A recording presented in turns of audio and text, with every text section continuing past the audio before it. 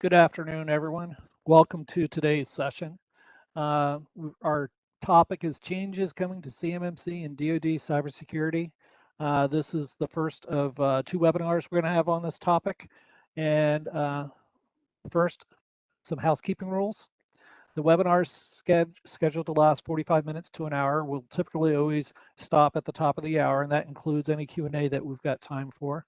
All participants will be muted today so that we can speak without interruption on the presentation side. We do have pre-submitted questions that we've got submitted. We've had a large volume of them, so I don't think we'll get to all of them today, but we'll cover those at the end of the session. In case of an outage, and we've yet to have this happen, just please wait for a minute and try refreshing the page. For your convenience, there's a link in the YouTube description for a glossary of commonly used terms, acronyms, and things of that nature. Sometimes we tend to use an acronym, and you might want to follow up with what they are there. There's also going to be an exit poll that'll be available in the YouTube link that we'll want to get your feedback on as well. This webinar is also being recorded and will be available on demand via our resource library post-event, as well as from the same YouTube link. I will mention that the presentation that we have today, which has got a lot of great materials in it, can be made available afterwards as well as a PDF, and you can reach out to us for that. And as always, if you want to speak to one of our industry experts to follow up on any particular matter or question that didn't get answered, you can just email us at cmmc-team@exostar.com or use the live chat feature on our corporate website at exostar.com. Today you've got myself, Senior Director of Risk Management at Exostar, and Bob Metzger, who I'm very honored to have with us here today. He's a private sector attorney in private practice with RJO. He's a subject matter leader in things around cybersecurity, supply chain, and risk management, and specifically around federal contracts as well. And he's also a co-author of a report that's helped drive a lot of activities in the DoD as well as the federal government, called a minor report called Delivered Uncompromised. So on that front, we just did the introductions. Here's our topic, Bob Metzger. He's going to lead the discussion. We'll keep it interactive, and then we'll do Q&A at the final part of it, along with the exit poll. Bob, over to you.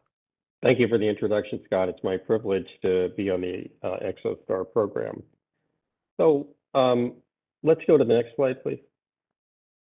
You know, if we went back a year ago, we were in the middle of this proposed interim rule and working on our comments. I think if I've got my timing right, and you could barely go a day without hearing something from DoD as to what CMMC was and where it was going and how it was going to get done. And many of us, expected that the assessors might be around the corner. Now, all of us really knew better. I mean, we really did know that this was a very important but extremely ambitious initiative. And many of us probably harbored skepticism that it might not work as fast as we thought, and that there could be some bigger speed bumps and potholes than even those that we had seen. And if you harbor those views, you were right. However, I want to kind of go back even a little further to remind us why we're here, and also to consider what has not changed.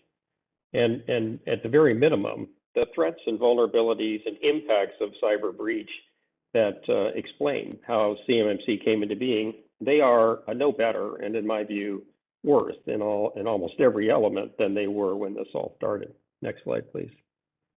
So Scott mentioned the Deliver Uncompromised report. I was a co-author of that. It was undertaken with the sponsorship of the Undersecretary of Defense for Intelligence and with the cooperation of what is now the Defense Counterintelligence and Security Agency. And we reached a number of conclusions in the report, which is, I think, still valid, well worth reading. I do not get a license fee or royalty from it, but I still think it's worth reading. We've reached a number of conclusions that were true then, are true now. We found that the defense industrial base had suffered from chronic theft or exfiltration of valuable technical data. We concluded the exfiltration was doing harm to DoD's mission capability. We really didn't like the proposition that by the time we delivered a new system to the field, that the adversary might know much about it. and have already planned to counter it, and in some cases was already working to replicate or mimic it. So the whole idea was deliver and compromise was to stop, the bleeding of critical technical information, not classified, to adversaries. We also worried even then about attacks on control systems. We worried about the vulnerability of manufacturing and operational technology. We worried about the use of manipulation of software, such as later happened with SolarWinds. So in a sense, it appears that we were ahead of our time in worrying about many things.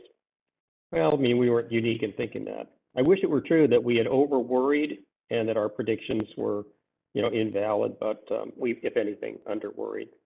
Now, we worried at the time. One of the conclusions we reached at the time that was really central was that DoD's historical approach to encouraging cybersecurity by its defense contractors was one that was trust-based. Essentially, companies were given that 70-12 clause and told they had to deliver adequate security within this Special Publication 171. And DoD essentially assumed that if you took a contract with that clause, that you were doing it. Well, in the analysis that we and others did, that really wasn't working. And so one of the recommendations of the Deliver and Compromise report was that DoD should move in the direction of having a means to assess and validate the security of its contractors. Next slide, please. And the way that we approached it was to say, well, we need something called a security integrity score. And we had this idea that, well, maybe that's something that ought to be done by the private sector or an independent organization with DoD's cooperation. We didn't call it CMMC, but you can see that there's some relationship between the recommendations of Deliver and Compromise and what emerged after many changes and improvements as CMMC. So for better or for worse, I've got some fingerprints on what became CMMC, and I'll tell you flat out that I still think that we need it. We need this protection, and I think it's really important that we achieve the improved security that CMMC seeks. I'm not wedded in particular to any aspect of CMMC as such, but I sure believe, first, that the defense industrial base must be better protected. And second, I think there is validity to the proposition that a practicable assessment regime will help motivate companies to do a better job, in fact, and give the DoD and other customers reason to believe that their supply chain partners are secure. So let's look at the history here. I put in a little bit from EO 13636 just to remind us that these issues have been around for what now seems like forever and then some. This was in the Obama administration, and it said that security standards should be incorporated into acquisition planning and contract administration. Well, that's what CMMC is. It's just a later expression of the same concept. And then back in our Deliver and Compromise report, we made some assertions that I think remain true, and even if unpleasant. One is that a compliance-driven approach to security doesn't deliver actual security, that the minimums are not sufficient, and that we had to have a fundamental change if the defense industrial base and other parts of commercial enterprise were to be resistant to the many forms of cyber and supply chain attack. We did say that through its acquisition process, DoD can influence and shape the conduct of its suppliers. Well, CMMC is trying to do that, at a high pitch, because as most of you listening know, under the CMMC architecture, as it was announced, receipt of a certification when required was something of a gate. If you didn't get that certification, then you might not be able to bid, or you might not be eligible to receive a contract, and you might lose significant, substantial, or material business for your enterprise. And this possibility that you would have to get that certification against sort of unknown expectations at the time, it pushed a lot of companies into acting much sooner and more aggressively than they might have otherwise. And for all the uncertainty, even turmoil that we've experienced subsequently, some credit, I think, is due to those in the Office of the Secretary of Defense, Katie Arrington and others, for getting this word out and for moving companies in the right direction. I don't endorse everything or anything that those folks did, but I like the fact that there was an intense and highly public effort that actually did succeed to motivate people to improve their security. Next slide, please. So the basic propositions, they're still true. And I want to emphasize these things because what we're going to talk about is how CMMC is now going to be rationalized or made realistic. And as we do that, that doesn't actually defeat or deny any of the basic propositions. Yes, we continue to have reasons to protect controlled unclassified information. Now, I'm going to mix in a few future things. It would sure be nice to know exactly what it is that we wanted to protect and to have some sense of what is more important to protect than others. It's also true that DoD's interests are paramount only because they've gone further in regulation. But it is true that other federal agencies share this perspective, and for all of the uncertainties of CMMC, it is actually true that several other federal agencies are very interested in seeing whether they could go the same route. And one of the key recommendations of the MITRE report was to elevate security to become what we called a fourth pillar. You know, the traditional measures for program planning and execution are to look primarily at cost, schedule, and performance. We thought we should add security as the fourth pillar, but Kevin Fahey, who was the Assistant Secretary of Defense for Acquisition, others in OSD, they actually did us one better, and they were right. They said that security really has to become foundational, meaning that it's not something that's a co-equal that can be traded with cost, schedule, and performance. It's something on which everything else has to be built. And that is valid, I think, and important, and extends far beyond DIB contracts. It really is an enterprise proposition. Now, you know, what have we found since, you know, CMMC started? Well, I mean, if anything, the headlines kind of produce, you know, a parade of examples that show that more commercial enterprises affecting larger parts of our society are vulnerable to more and different things that are more sophisticated and more consequential than we might have expected, even in some of our worst scenarios.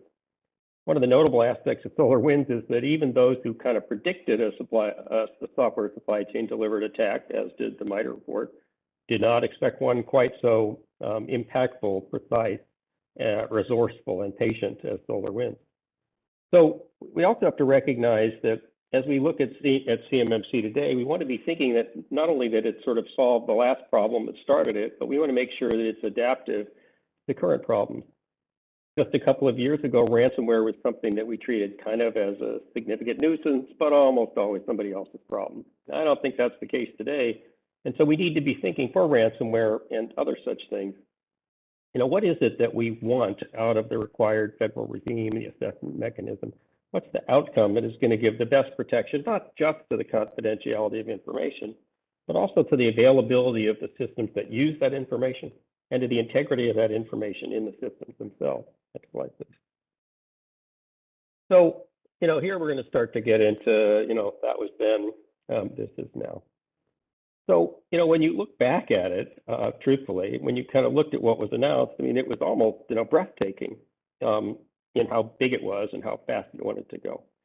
You know, some of the ideas made sense conceptually. I thought they did. They just proved to be way harder to do than we might have thought, such as this idea of independent third parties. I mean, sure, in theory, you know, we could hire 5,000 people to DCMA and make DIBCAC such a large entity that it could assess and audit everybody. But I think that's actually hard to do, and I'd rather rely upon the private sector to do that. But in this case, the private sector can't really go out on its own. It's got to at least have the, you know, tacit, if not actual, approval and validation from DoD. Now, here's where, you know, we started to take some of the conceptual, you know, kind of beyond the point of the plausible. As it was announced, CMMC was going to validate the cybersecurity practices and processes and the relative maturity of as many as 300,000 firms in the defense supply chain. Now, there's some different numbers that come out, but that was, you know, one of the numbers that was out there. And this was intended to cover not only the people who primarily do business with DoD, but many companies, often smaller suppliers, who might deal with much less sensitive information. Well, we were going to be covering not just people that deal with controlled technical information of military and space significance, but also people that had federal contract information, which is still important to protect, but in my judgment, not so important to protect. Well, you know, if we had just stopped right there and said, can we really do 300,000? Can we really build up this apparatus or infrastructure of a private resource to assess them? Do we really need to? Is the pain going to be worth the gain? You know, we might have said, you know, maybe we ought to focus a little narrowly on things that are more important, and maybe we ought to not sort of treat all information possessors as representing the same risk or consequence to DoD should their information be exfiltrated. Well, that was then, that's what they said then. And in fact, when I ask these questions, what I'm really suggesting is that there were rational reasons that could be seen way back when, CMMC that was introduced, that are now essentially driving, the bus towards what I like to think of as a rationalization of CMMC. So the original plan was that we were going to extend CMMC to 1,300 contracts over the next 5 fiscal year, affecting 130,000 DoD primes and subs. That's a very big number. And we had this interim rule that came out in September 2020, used some different levels. It did say that 20,000 companies would be subject to maturity level 3, which is loosely the same as the FP 800-171 plus 20 more practices. Well, I mean, if we had just kind of stopped and spotlighted just that 20,000, we'd be asking ourselves a number of questions. Let's see. So I got 20,000 companies that I want to get to in the next 5 years. How many assessors am I going to need to do that? And how much am I going to have done to sort of tell the assessors what to do and to tell the companies how they're going to be assessed? And how long is that going to take? Fairly challenging stuff, as it turned out. But also a problem is that, even if you assume that just 20,000 companies are going to be the ones that need that assessment and a CMMC level 3 certification, well, what about the other 280,000 or 180,000? I mean, is it really true that all of them are going to say, well, I'm okay, I don't do level 3 information, I'm not going to need this? If you had if suppose the whole universe was 300,000 and just 5% of that 300,000 decided they wanted a CMMC level 3 assessment too, to be eligible for and ready to do that higher level work, you would have just added 15,000 companies to the 20,000 who would need a level 3 assessment. If we had sort of looked at it right then and we'd done that simple math, we might have said, I think we need to kind of focus a little better and think a little harder about what's going to work and how we're going to get it done. And the idea when it was announced is that we would roll out CMMC through approvals from the Undersecretary of Defense for acquisition and sustainment, and that requiring activities would specify it. And so it would begin to come out and grow over the 5 years until October 1st, 2025.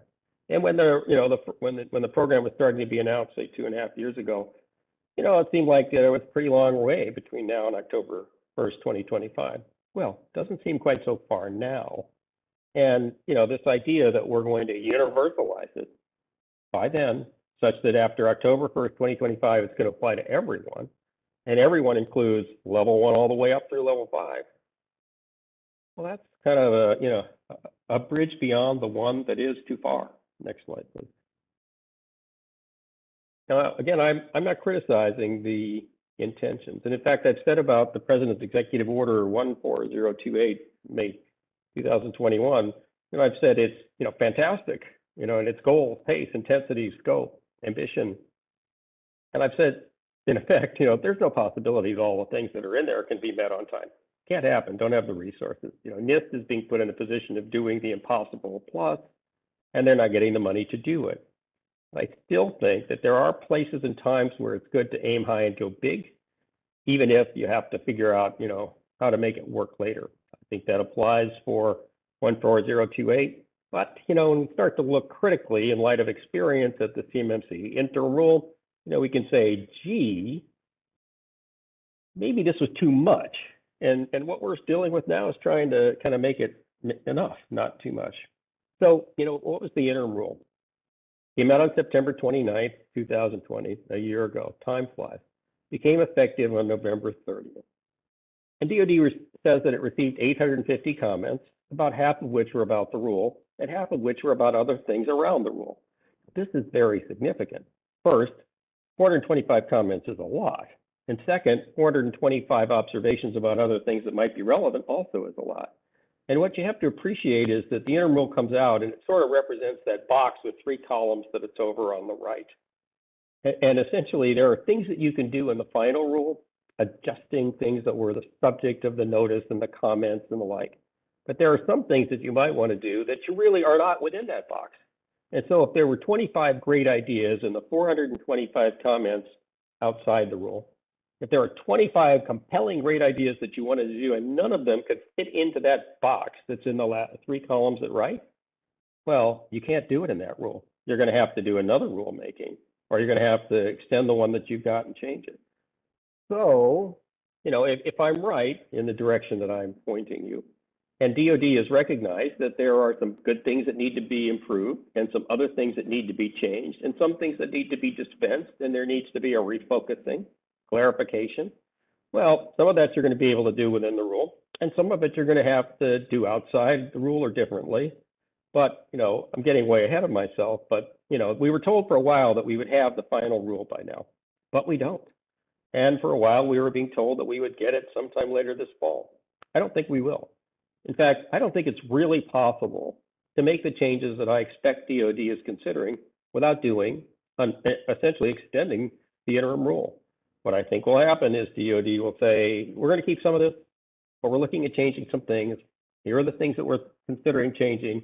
We're going to extend this interim rule, and we're going to put out we're going to extend the interim rule, and we're going to ask industry for comments, as we did before.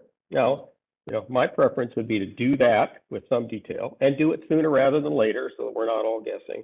And I would really like to have some opportunities to have, public hearings, even if virtually, because these are really important subjects where I bet everybody on this call has got a lot to say. And there's only so much, you can say if you know that your written comments are just one of 1,000 or 850. So let's look at the 3 columns of the rule. Kind of interesting. Now, I picked all this stuff out of a DCSA program, has at least the authenticity of being a government document. So, I've said many times that when you look at the interim rule, it's sort of like 2 rules in one package. There's the rule that applies now, and that's 19 and 20. And then there's that, to be dealt with later part of it, which is 21. 19 and 20 are really important. What they say to the entire DIB universe is that those of you that have been subject to 171 and the 7012 clause,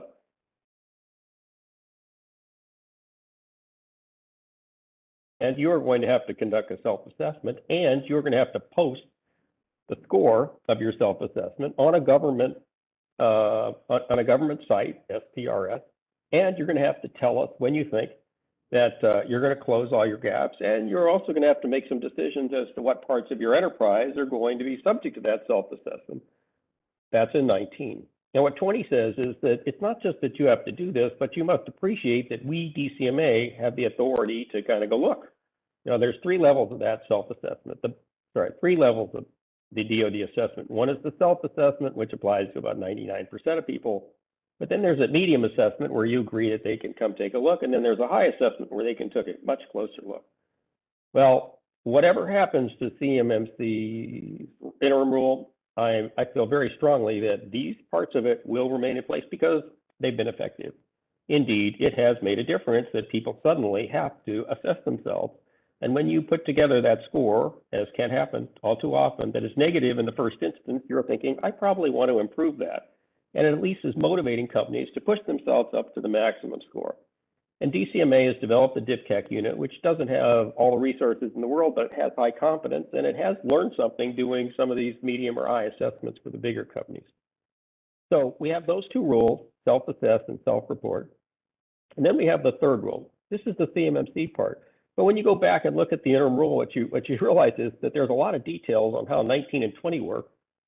But 21 basically says, I'm the part of the rule that will become effective if, when, to the extent that CMMC is ready, and I'll tell you the details if it applies to you when they're ready and when we know them.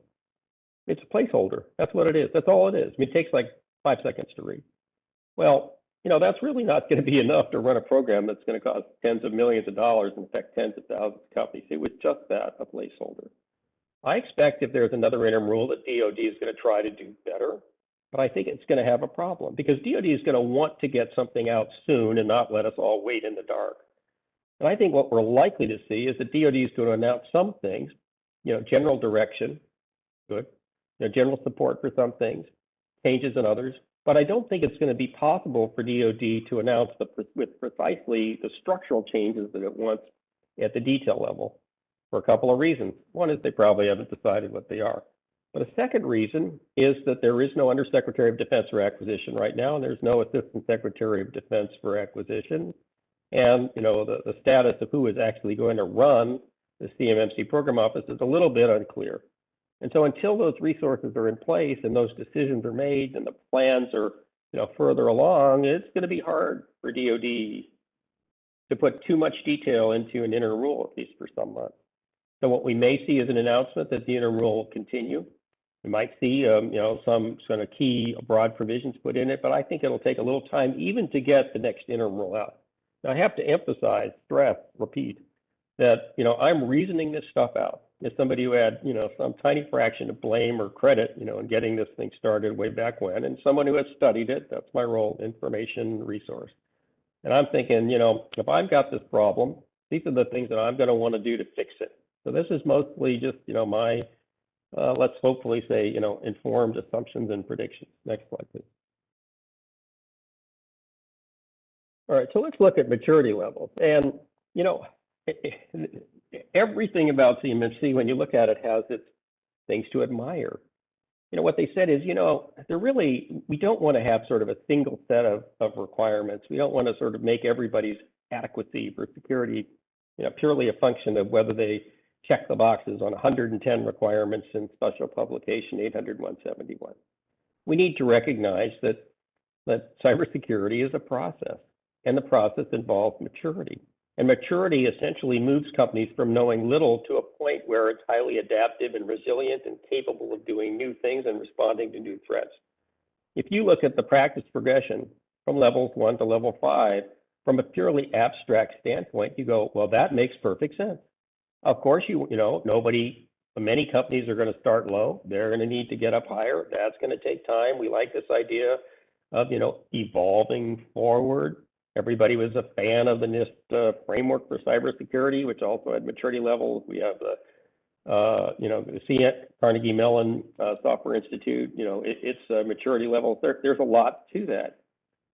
But again, when you translate maturity levels, if you take them from being a concept and then you apply them to say 20,000, 30,000, 50,000, or 300,000 companies, well, then suddenly this can get a lot more difficult. Because it's easy to put on this slide that 17 practices are enough, or 72, or 130. But companies start to say, well, gee, if I have to get that level 3 certificate in order to be in the business I'm in, what the hell are those? And how do I know? And what do I have to do? And what do I have to self-assess about myself? And so what I think is happening is, what I hope is happening, is the DoD is looking at this, and I hope they're going to keep the maturity element. I hope they will, because, and I also hope that they're going to build beyond 171. This is a potentially controversial point. 171 has been around for quite a few years. There are ways that you could look at 171 and say, gee, this was like before we knew 171 doesn't cover APTs, advanced persistent threats, people already in your network. 171 really isn't optimized for our operational technology. In fact, there are things about 171 and OT that just don't work. And 171 has, a few things about ransomware, but there are better things in those 20 additional practices for CMMC level 3 that deal with ransomware, and even then they probably don't go enough. And 171, was essentially written, in the expectation that you are going to rely upon perimeter-based defenses, make it hard for people to get in your network, as opposed to relying upon cloud-based security or moving towards a zero trust outcome. There's 100 good reasons for why we would do an update and a refresh on 171 to make it more contemporary and complete. But 171 is an excellent place to start, and it has been out for some years, and people know what it is, and a lot of people know how to interpret and apply it. And my own personal view is that we're all going to be better off if 171 remains the sort of base case for companies who are handling controlled technical information. But what is DoD going to do? I mean, do we really need 5 levels? Do we really want to tell that universe of thousands of companies that, well, we're going to put you into one of these 5 levels and we're going to assess you? I don't think so.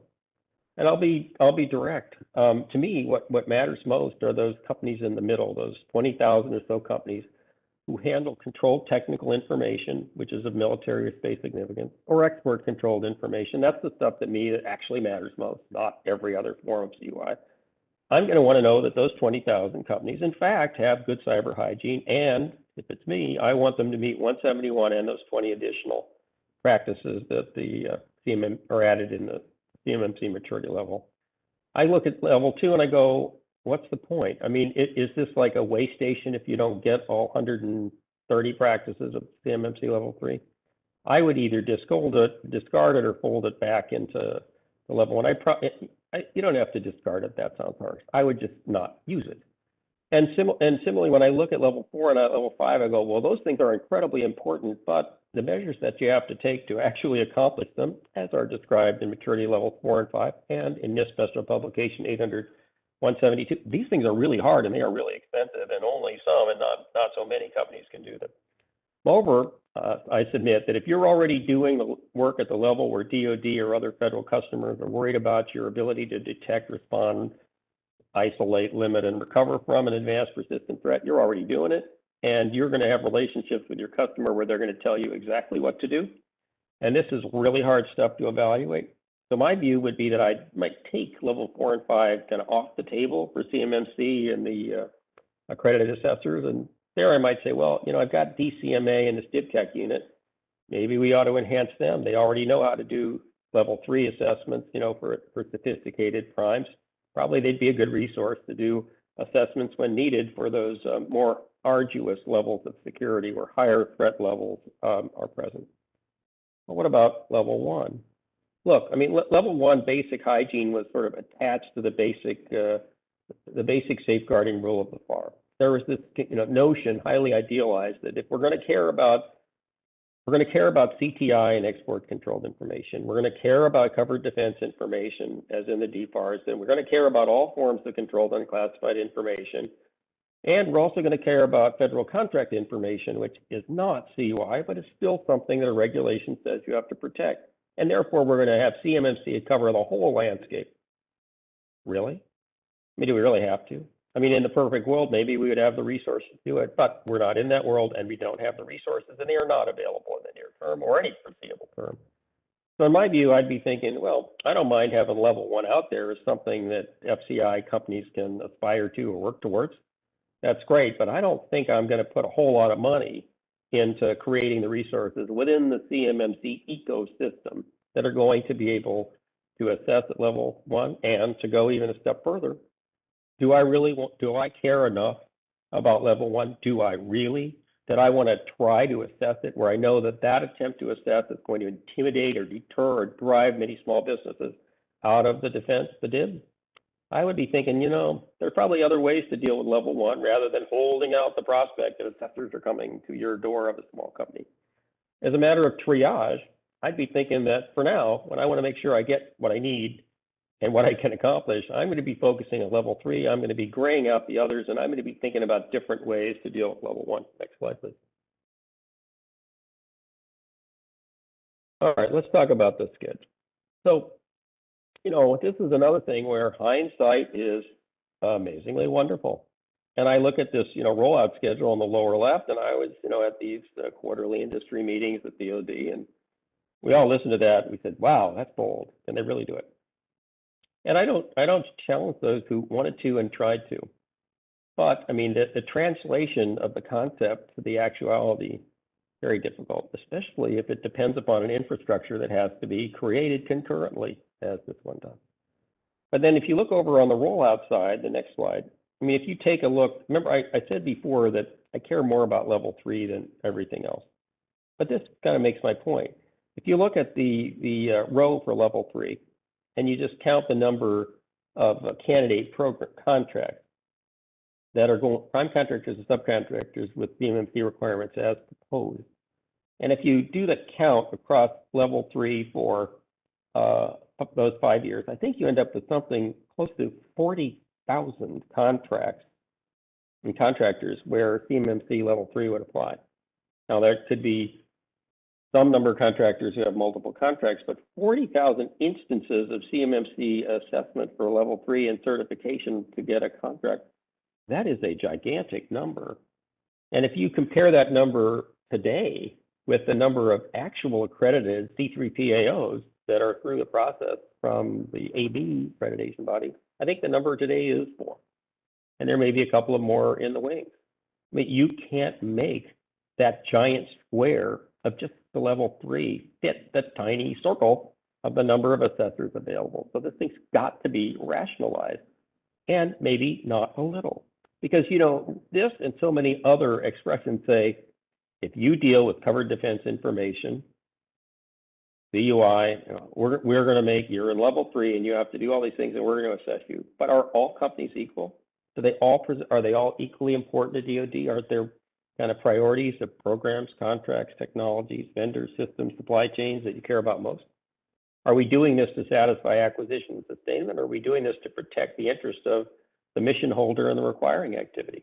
Well, if you tilt the scale a little bit towards the latter, you're starting to think that, well, I could be more selective and set priorities as to who I'm going to put through level 3 earlier. Yeah, I'm going to want it a lot for some things, but later and less for others. I mean, I say these things and, you know, you should be listening to them. Hopefully you're listening to them and you're saying, well, that makes perfect sense.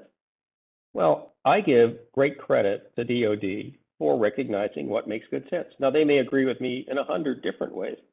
I'm willing to expect, maybe predict, that they're going to agree with me in a few of these ways, because really, in the end, if you run the logic, you look at the numbers and the facts and the history, you know, they don't, if you're going to stay with CMMC, as I think you should, you know, the number of outcomes start to narrow, and many of them reflect these principles as I'm attempting to project here.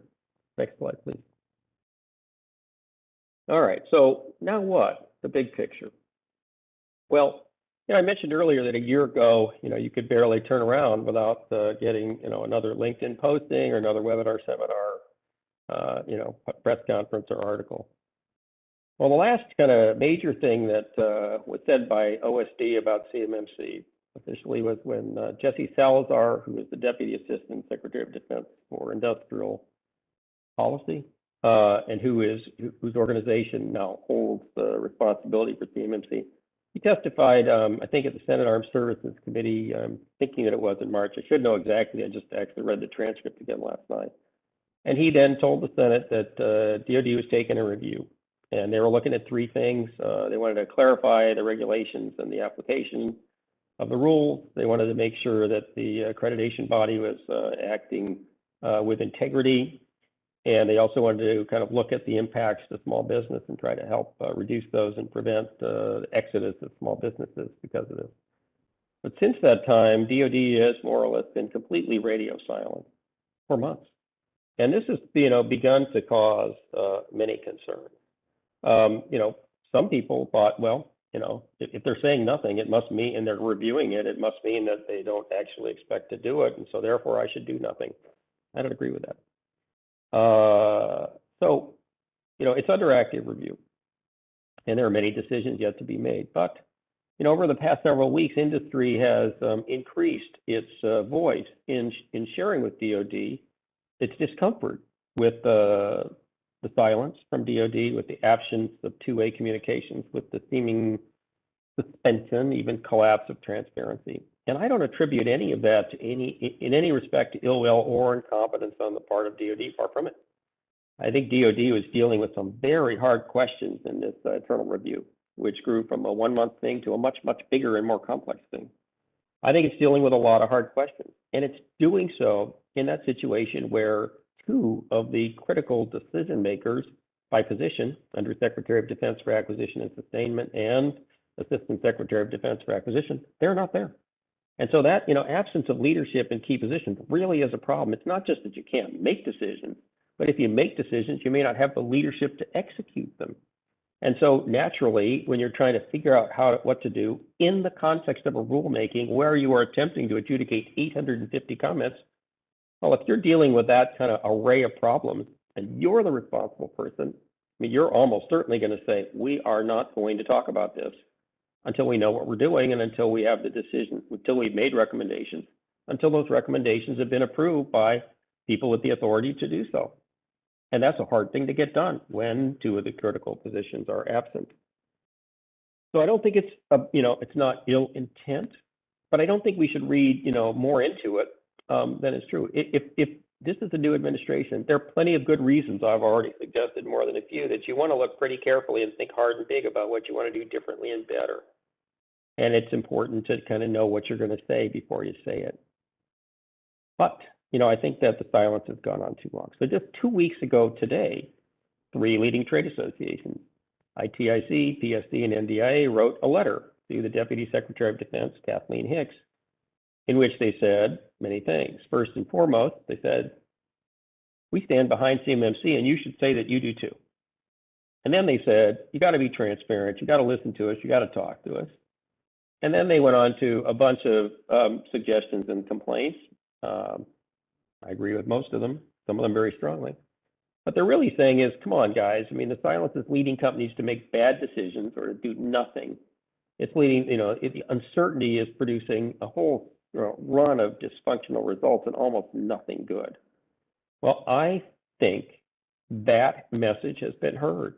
I expect that we are going to hear from DoD sooner rather than later. And I have no reason to question that DoD is going to stand behind CMMC as a program, and that it's going to stand behind the accreditation body in its role in training and accrediting assessors.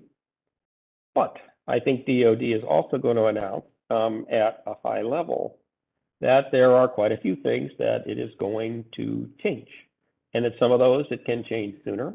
Some of those it is going to reflect in the interim rule, and some of those it may need to think about for other rulemaking or other action. There's a lot to do.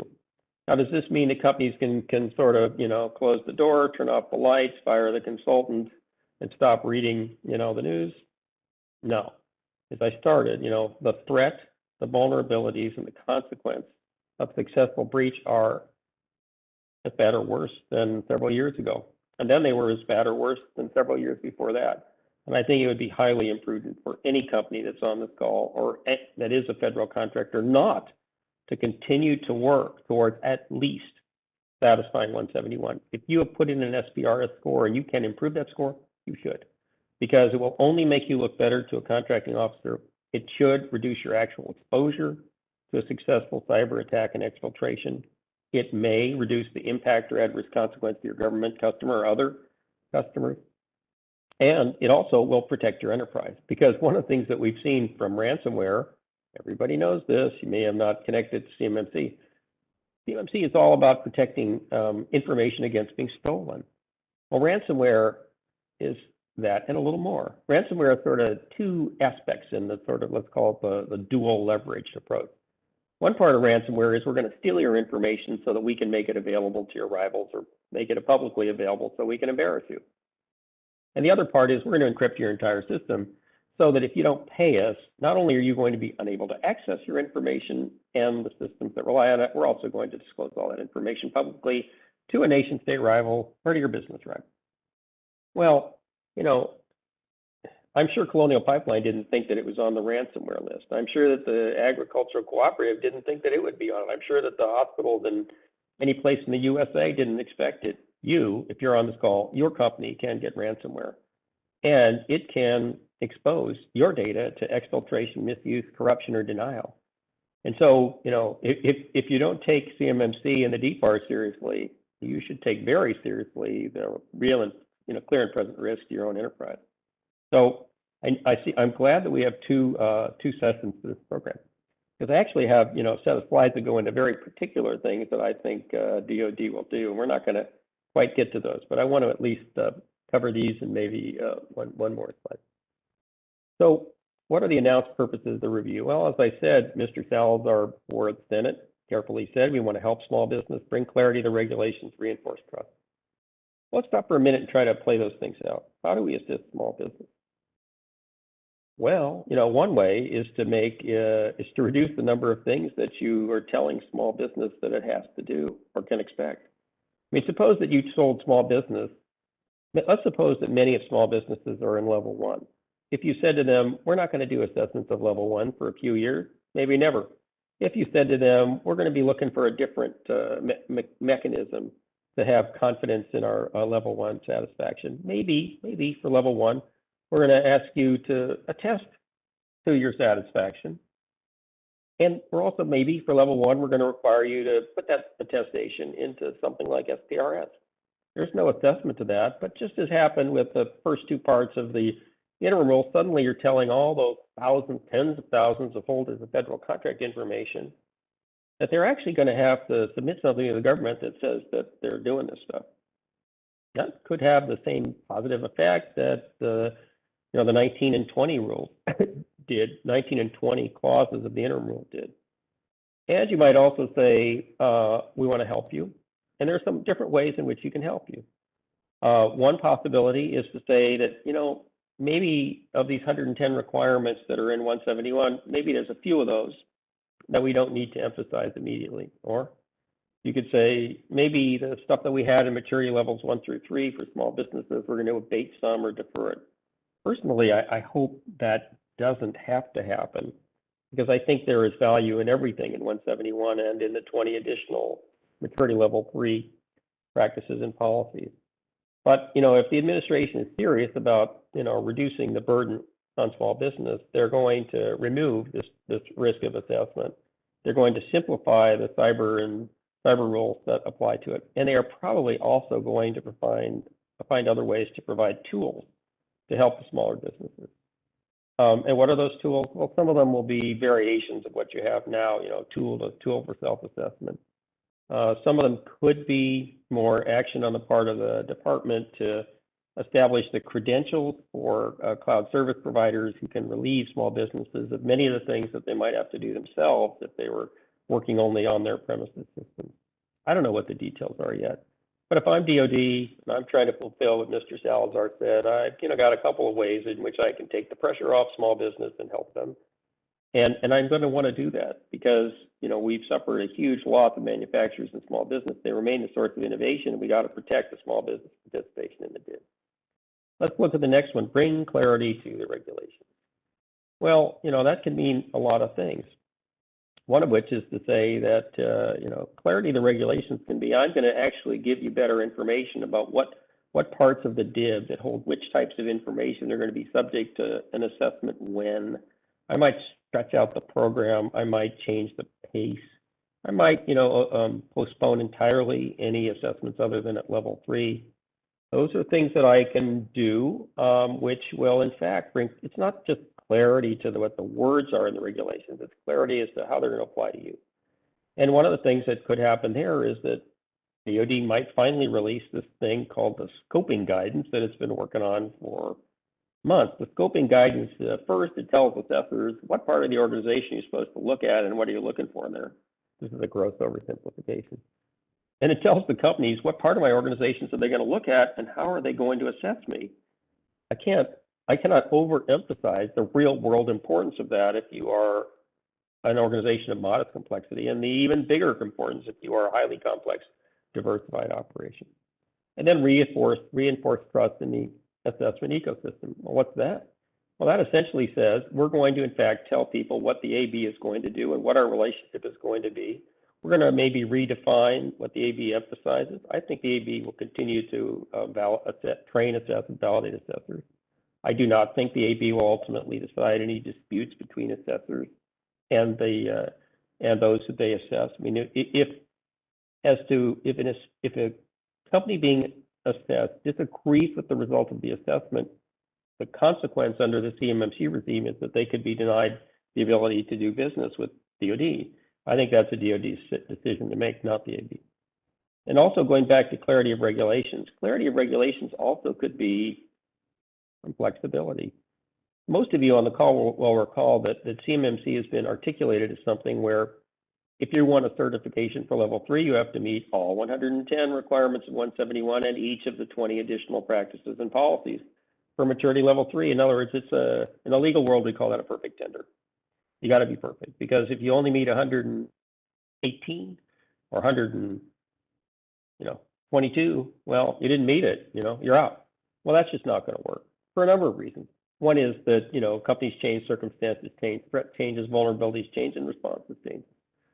Also, while I agree that every company should meet all the requirements, we have to remember that we're doing this not in the interest of perfection, but to protect the requiring activity and the mission holder and the government agencies that are responsible. So it ultimately, to me, and I've said this for several years, it ought to be their call whether they're willing to grant you some relief if you have a plan of action and milestone that isn't fulfilled. I would be really surprised if DoD, as it clarifies the regulations, didn't introduce that flexibility. and it may provide, some method for, waiver in other circumstances. You can't have something as potentially demanding as CMMC with an excess of rigidity, because that combination produces unintended, undesirable, and harmful results. Why has DoD been quiet? They're thinking about what to do. Is the CMMC's program suspended? Well, officially, no. I mean, those 3 regulations that I showed you, the interim, they're all there, and they're not, and at least 2 of them are not likely to go away. Practically, for a while, everything has been suspended because DoD has been studying the possibilities and hasn't told us a thing. How long will this last? I don't think it will last as long as many think. I think DoD has heard the concern of industry, as expressed by the 3 associations I mentioned, and by others. The NDIA just put in a paper, I think yesterday, raising some concerns focusing on cloud. There's a huge group of stakeholders, ranging from the companies to be assessed, there's suppliers, supporters, the consultants and experts, who really want to know what's the story, where are you going, how can we help, what do we do? And DoD's got to respond to that, and I think it will happen, even though the leadership void is not yet filled. Do I think CMMC is going to survive this review? Yes, I do, for central reasons. One is that we actually need to make this work, so need to focus where it can work, make it practicable, give ourselves time to pilot it, test, analyze, and fix. Yes, it can work. Will it work for as many companies as rapidly as planned? No way. Is that bad? No. I mean, that's just fact. I mean, that is the realistic system situation.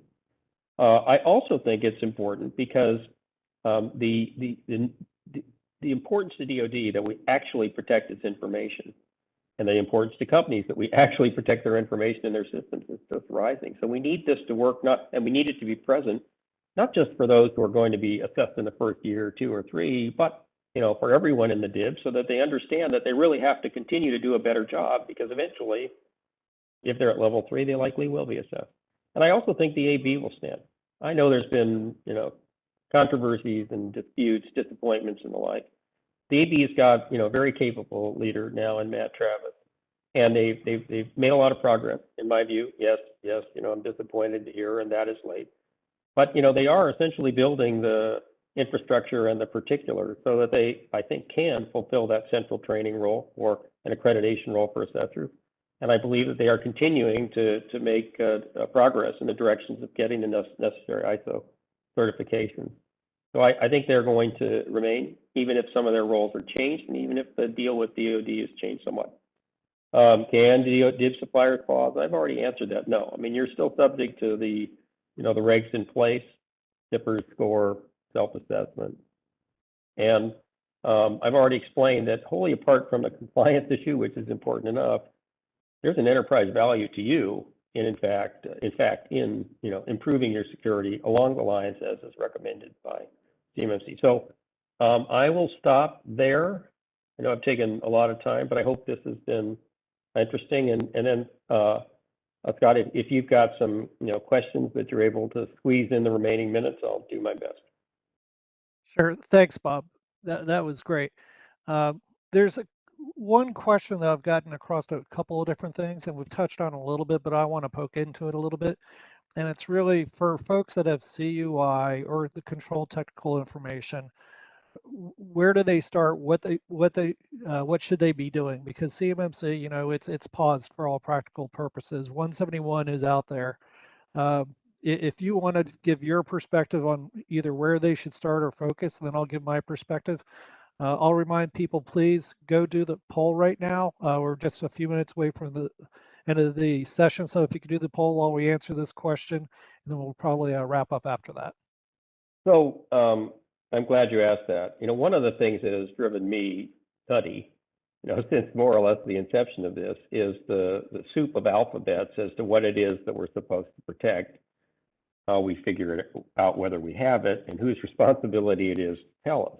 This remains a gigantic gap where I'm not so sure that DoD is going to act as it should. So, originally under the rule as it emerged, we were to protect control technical information. And we kind of knew what that is, information of military and space significance. If you're in the defense business, you probably know what that is. And, we also had to protect export controlled information. So if you have that, you probably know what it is too. But then somebody said, well, let's create this term covered defense information, which is that and all the other forms of CUI. I respect that federal departments and agencies have to protect CUI, but that's kind of their job. And what I don't understand is why the defense industrial base could be held to protect all 23 categories and 115 subcategories of CUI, even if the federal customer never tells you that you have it or what it is that it has to be protected. Now, we could spend a whole program on this easily in the legalities, practicalities, ethics, and theories, but it's a gigantic issue because the first thing that companies should do is to actually inventory themselves to see what they have of the information types that must be protected. And once you have that identified, then you can take measures to isolate that information to protect that which you know you have to protect, and you can take some outcome orientation to essentially give the greatest protection to the information that has the highest significance to your customers, to your operations, to those who depend on you. Well, if you don't know what the information is and you're waiting for the customer to tell you what it is and what isn't, CDI, it becomes really hard to do that. So I think this is just a must fix, and I'm not sure that DoD has heard that point. Yeah, I'll chime in. So I agree 100%. Typically, what I tell people is also do your DoD assessment score, because that's going to give you the path for where you need to do remediations in that long-term roadmap. Following and knowing where that data is going and the data flow, even before DoD does the scope and guidance, is key. I've talked to some large enterprises that realize they've got what I would call CUI data flows that really aren't well controlled, because the end state really wants to be where you minimize the data flows and the people that have access to it and truly secure it. And that's not going to happen in just a 2-month project. That's typically going to be a longer term engagement that you're going to have to work through, whether it's with remediation, people, processes, and technology. So that's taking that long term approach, doing your assessments, and really mapping out the overall project plans. It might take 6 months, it might take 18 months, but putting it off in waiting is putting your enterprise at risk from a cybersecurity perspective because of ransomware and everything else Bob's talked about. So procrastination is not something I'd recommend on this front. I could not agree more. I like an outcomes-driven approach. Now, the oddity is that when you look at CMMC and its particulars, requirements, practices, and policies, they seem to say right now that you got to do all these things and you got to check all those boxes and the assessor has to agree. Okay, but not all of those things are as important as some things. There are some things within that cast, if you will, that are going to have a more leading role. If you do some of the things sooner and better, especially on access control, well, you're going to get results that really matter. And I of course I want to be compliant with all the things that I have to comply with. But the best way to avoid trauma for your company or your customer is to do a better job of protecting the systems and the information that are most important to your business, to your product, to your solution, to your customer. And that could be a subset of the whole of the improvements that you would eventually want to make to your information system. Yeah, I think when I looked at for the domains of CMMC up to level 3, have over 50% of the controls that have the -5 impact if not implemented, which can have a huge impact. Access control is definitely a leading one, and that's where people really do need to focus and say, how do we secure ourselves? So again, we're about to wrap up. I want to thank everybody today. Bob, I really appreciate your expertise and insights. I look forward to our next session, and please do the poll. It helps us improve these programs. Let us know what we can do better. For additional Q&A, please leverage the alias CMMC-team at exostar.com. And I'll also speak with our internal team for many of the questions that have already been submitted to see how we might be able to effectively get out some answers and guidance on that front as well. Again, thank you, everybody. And I think that wraps up our session for today. Thank you.